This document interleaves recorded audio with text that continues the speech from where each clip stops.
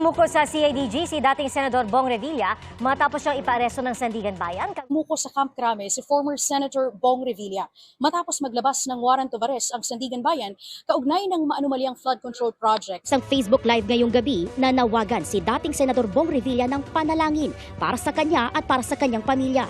Sinabi niya ito sa isang Facebook Live video pasado alas 9 ng gabi. Aniya, parang walang due process. Dagdag ni Revilla, haharapin niya ang kanyang kaso ng walang takot. Napakasakit po para sa akin at para sa aking pamilya kung hindi ako papabayaan ng Diyos. Thank you po sa inyo lahat. Please pray for me.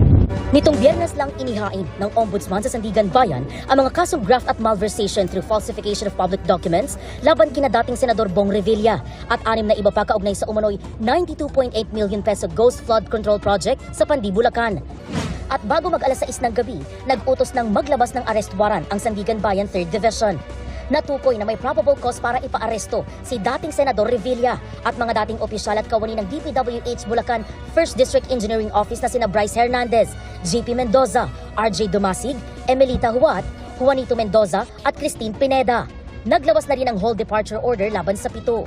Sa kasong inihain ng Ombudsman, inakusahan sila ng pagsasabwatan para ilabas ang pondo para pampagawa ng flood control project sa Purok 5 Barangay Bunsuran sa Pandi. Pero nang inspeksyonin ng lugar, wala namang naitayong proyekto. Ayon sa Ombudsman, para mailabas ang kabuang project cost, nagpalsipika umano ng mga accomplishment report at nag-issue ng mga peking billing document. Sa mga testimonya ni dating DPWH USEC Roberto Bernardo, isa si Revilla sa mga idiniin niya sa issue ng kickback sa mga flood control project. 2024 nang magtagpo umano sila ni Revilla kung saan ibinigay umano ni Bernardo kay Revilla ang listahan ng mga proyekto mula kay dating DPWH Bulacan 1st District Engineer Henry Alcantara. 25% umano ang napag-usapang commitment para sa nooy senador. Noong Nobyembre, isinalaysay ni Bernardo sa Senado kung paano niya inihatid ang 125 million pesos sa bahay ni Revilla sa Cavite. After receipt of the 25% commitment, which were packed in 6 cardboard boxes, each containing at least 20 million, and 1 paper bag containing 5 million, I called up Senator Revilla to inform him the same is ready to be turned over to him. Sometime December 2024, probably the Monday after my receipt of the commitment, my driver and I went to the residence of Senator Revilla. I saw Senator Revilla at the terrace. I walked over to Senator Revilla for a casual talk. While the boxes were being unloaded, Senator Revilla and I talked for about 20 to 25 minutes.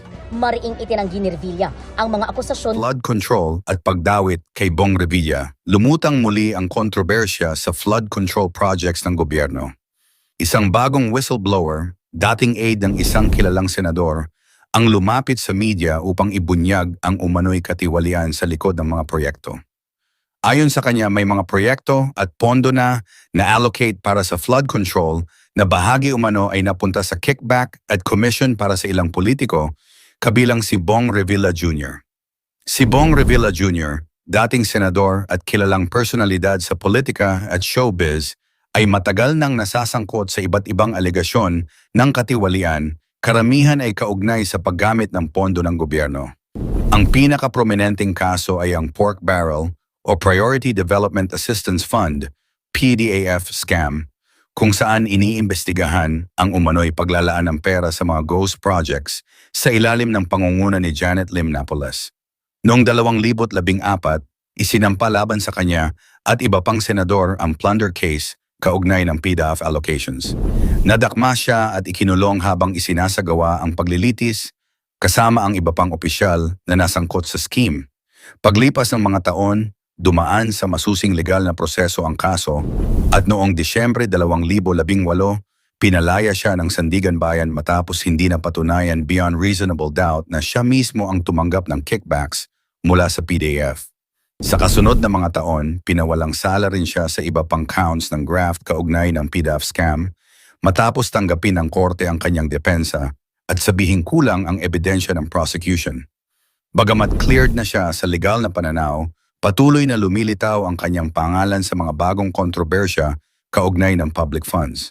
Nitong 2025, lumutang ang usapin ng anomalous flood control projects sa ilang lalawigan kung saan idinawit siya ng isang bagong whistleblower at tinukoy sa referral ng Independent Commission for Infrastructure sa Office of the Ombudsman para sa posibleng plunder at graft. Ayon sa whistleblower, May mga proyekto at pondo na umano'y napunta sa kickbacks and commission sa ilang politiko, kabilang ang dating senador, ngunit hanggang sa kasalukuyan wala pang formal na kaso or indictment na naisampa. Mariing itinanggi ni Revilla ang mga alegasyon, idiniin na hindi siya binigyan ng pagkakataong ipagtanggol ang sarili bago inilabas ang referral at nananatili siyang handang harapin ang legal na proseso. Mahalaga ang kasaysayang ito upang maunawaan na bagamat maraming alegasyon ang lumutang sa kanyang pangalan, sa mata ng batas, pinalaya siya sa mga nakaraang kasong plunder at graft. Ang mga bagong paratang ukol sa flood control projects ay nasa yugto pa lamang ng preliminary investigation, kaya ang lahat ng pahayag hinggil dito ay dapat ituring na alegasyon at hindi pahatol. Ang background na ito ay nagbibigay ng malinaw na konteksto. Si Revilla ay isang personalidad na matagal nang sinusubaybayan sa issue ng public funds, may legal na history ng paglilitis at acquittal, at kasalukuyang hinaharap ang bagong alegasyon na under investigation na naglalantad sa kahalagahan ng due process at maingat na pagsusuri ng mga dokumento at testimonya bago gumawa ng pinal na hatol. Hindi lamang testimonya ang basehan. Ang Independent Commission for Infrastructure, ICI, ay formal na nagsumaite ng referral sa Office of the Ombudsman kaugnay ng anomalous flood control projects.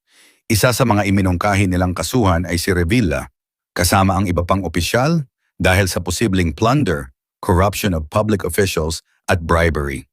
Ano ang sinasabi ng whistleblower? Tinukoy sa report bilang isang senior aide ni Revilla ay may hawak na dokumento ng mga proyekto at pondo, pati na rin ang alleged delivery ng pera sa mga opisyal.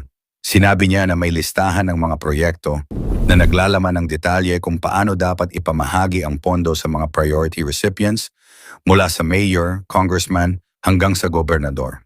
Ang dating undersecretary ng DPWH, si Roberto Bernardo, ay idinawit ang dating senador sa alleged kickback scheme. Ayon sa affidavit ni Bernardo, may mga cash deliveries na ginawa sa tahanan ni Revilla, 6 na kahon ng tig 20 milyong piso at isang bag na may 5 milyong piso noong Disyembre 2024. Dagdag pa niya may isa pang alleged delivery ng 250 milyong piso noong Pebrero 2025. Ang mga alegasyong ito ay bahagi ng mas malawak na usapin ng ghost projects at anomalous flood control contracts sa Bulacan at iba pang lalawigan. Mariing itinanggi ni Revilla ang lahat ng paratang ayon sa kanyang kampo. Hindi siya nakilahok sa proseso ng ICI bago lumabas ang referral. Tinawag niyang di kapani-paniwala ang mga alegasyon at idiniin na target siya ng panliligalig at political smear. Handa umano niyang harapin ang investigasyon at umaasa sa due process. Walang formal charges o arrest warrant sa ngayon. Lahat ng pahayag laban sa kanya ay pending investigation at hindi pa pinal na hatol. Si Revilla ay respondent na sa reklamo na isinampa sa Department of Justice, DOJ. May pagkakataon siyang magsumite ng counter-affidavit sa preliminary investigation. Ang kaso ay nasa yugto pa ng pagsisiyasat at walang formal charge of verdict.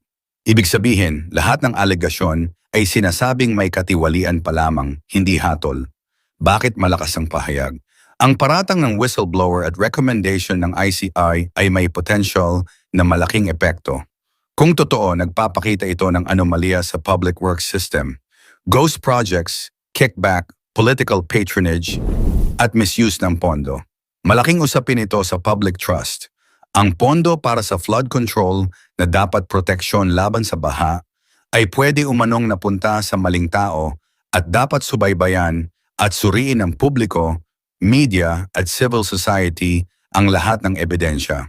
Ang legal na proseso, investigasyon, pagsampa ng kaso, depensa, hearing, hatol ang magpapatunay ng katotohanan.